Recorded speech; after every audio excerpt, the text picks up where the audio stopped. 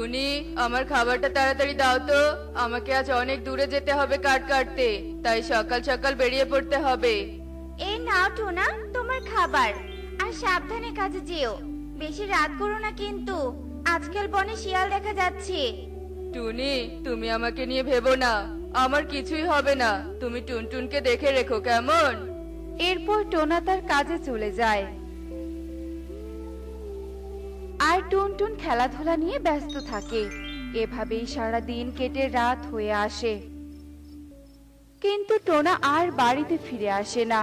এদিকে টুনি টোনার জন্য ভীষণ চিন্তা করতে থাকে। এভাবেই রাত গড়িয়ে ভোর হয়ে আসে। আর সকালে কবুতর আসে টুনির কাছে। টুনি বোন, বাড়িতে আছিস? কি ব্যাপার কবুতর দাদা, তুমি এত সকালে আমার বাড়িতে? টুনি বোন,